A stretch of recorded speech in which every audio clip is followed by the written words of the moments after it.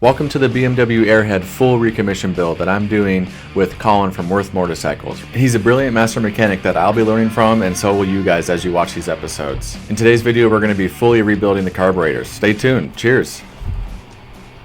Hey everybody, it's Colin at Worth Motorcycles, and today Zach is going to learn about disassembling constant velocity carburetors. So we're going to get Zach to do most of the work here, but I'm going to give you a brief rundown of a great way to start. Step number one, warm up the body a little bit so you can get these 4 screws out of the bell top easily. I mean, there's a spring on top of this diaphragm, right? There may be. Yeah, there you go. Twist it a little bit. There it comes. There you go. Pull directly up on that shaft. That'll pop right out of there. That's what she said. Do I need to? Oh, there we go. There you go. Okay. Yeah. So there's your slide and your slide needle. Yeah, the So rubber looks honestly pretty decent. it does. It looks remarkably good. This is the part that between those 2 differential pressures makes the thing come up and down. So the next step is, even if this looks good, I know that this bike has never been gone through. So what we're going to do is we're going to take these 4 screws out. Oh yeah, there Bingo. you go. Okay. Now, if you look really closely, yeah, you'll see a tiny index point here on this diaphragm on the bottom, and a tiny index point on the diaphragm on the top. And then in the slide, you'll see that index point, and you'll also see in the top of the carb the index point where the outer ring goes. That is what puts this slide in the correct position that it needs to be in to operate correctly and effectively. Just pop right off of there. Super easy. Damn, yeah, okay. And sometimes those take a little bit of coercing. And now you're looking at the bottom of the carburetor. There's the floats. Fascinating enough, those are the original floats.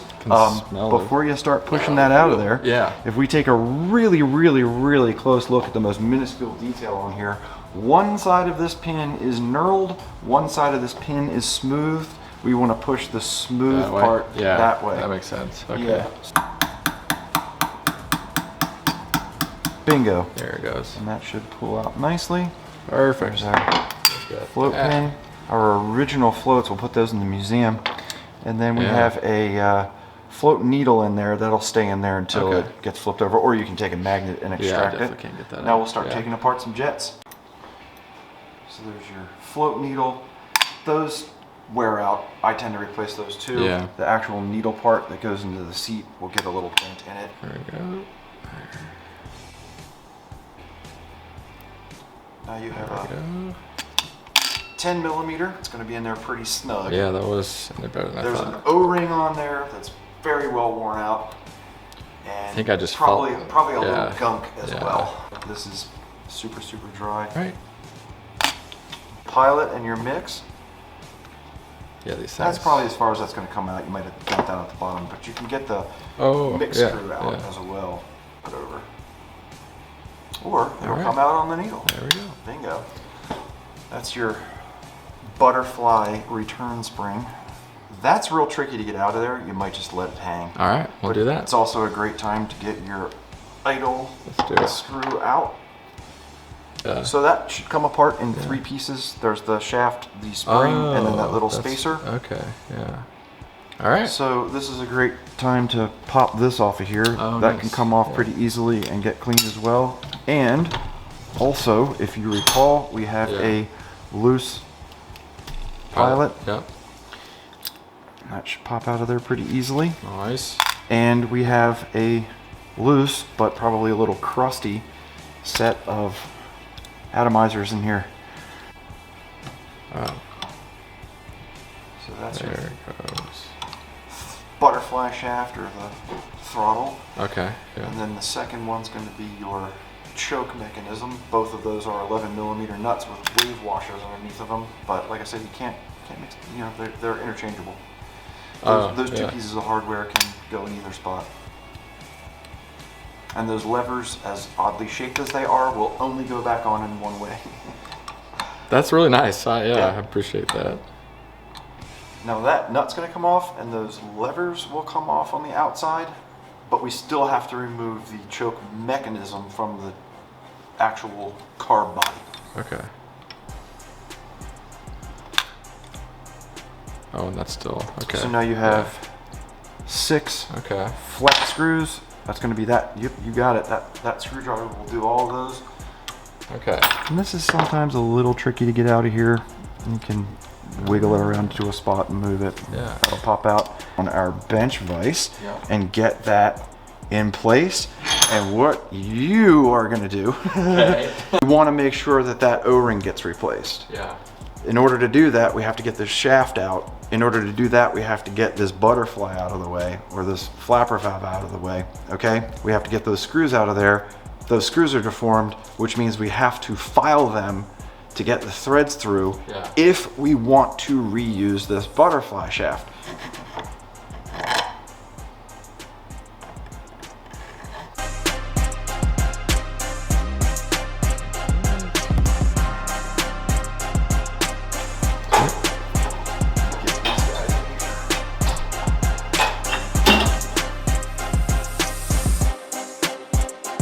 After 2 rounds of cleaning, 1 for the aluminum and 1 for the brass and hardware, we have everything laid out here on the bench, and we're gonna have Zach do the reassembly on the second carburetor. I went ahead and put the first one together so he has sort of a little bit of a guideline, and I'll also be walking him through some of the particulars. So we're ready to go. We're gonna do first here is we're gonna put our main jet carrier in with our atomizer. And this is our atomizer. You'll see there are tiny little holes on the top of this thing, okay? That goes on the stem. So what you want to do is just go ahead and drop both of these down in there and wiggle it around a little bit if you have to. Look at the bottom of it. So if you're looking at it up from this way and you see that it's seated in there nicely. Yeah, that looks good. Okay. Down in there. Yeah. Yep. So then our next step is going to be putting this jet holder in there.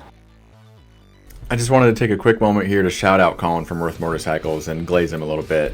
He's such a friendly dude. He's super smart. I've already learned so much from him. And he's been building a really cool moto community here in Seattle. He offers like workshops and classes and is just like willing to help people with whatever their goals are. So make sure you reach out to Colin and Earth Motorcycles if you're interested in any of that. I'll have his information in the description. All right, back to it.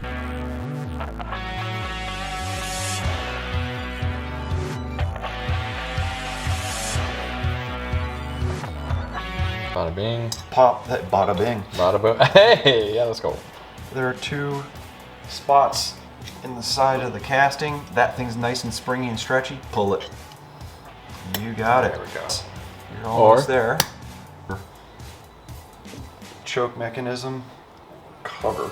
And you'll note that when you put this on there, there's a slight spring on the inside of this choke mechanism. Yeah. That's to make sure that that's in the spot that it's supposed to be in. So when you put those screws in, that's not going to be lying flush on the carb body. It'll be a little bit proud. So go ahead and put the 4 screws in and start them, you know, gently and get even pressure on all 4 of them in a crosswise pattern. Yeah.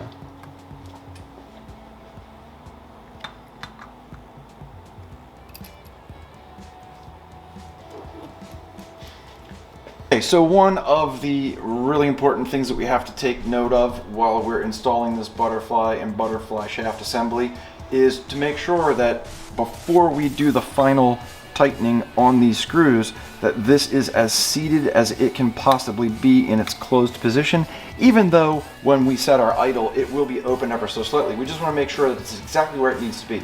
Easiest way to do that is to close it all the way, put it up to a light source, and make sure you cannot see any light coming in around the outside of that butterfly. Clever, okay, yeah. Easy way to do it. You can't see light, it is seated.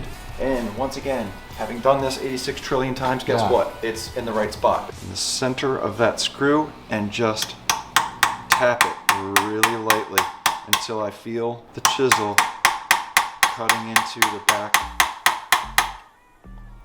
of that screw. Okay, so what we did there was put some notches in the back of that screw to make sure that no matter what happens, that will always be where it belongs. Love that. Even if it comes loose, it won't come out. Yeah. You can also see through the back of this still to make sure that it's going where it belongs. Boop. Beautiful. And make sure that index lines up, and our throttle cable is the thing that's operating those shafts and levers. So the cap obviously goes on to where those castings are on the inboard side.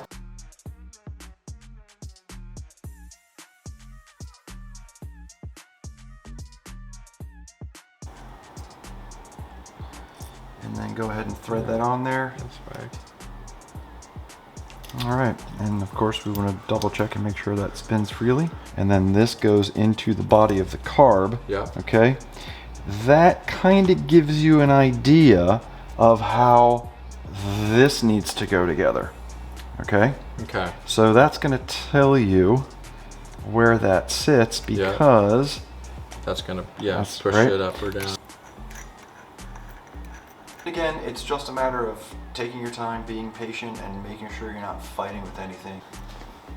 Wiggle, wiggle. Yeah, and you then got to take pick this or lovely, tiny, no teeth set of grabbers. Pop that on there, and now we have a fully functional throttle mechanism. Beautiful. A fully functional idle speed adjustment. Okay, so there's one more screw that's going to go in this carburetor. Here's our vacuum port. This is very handy if we're using a tool to do our carburation balancing. Yeah. Yay. So what I do is I put enough torque on this to ensure that it is making a seal and that it won't come out. Again, we're not cranking down on that at the risk of breaking the casting. And just as an extra level of caution, I put a vacuum nipple cap over top of that to ensure that even if it does get loose, we're not pulling it.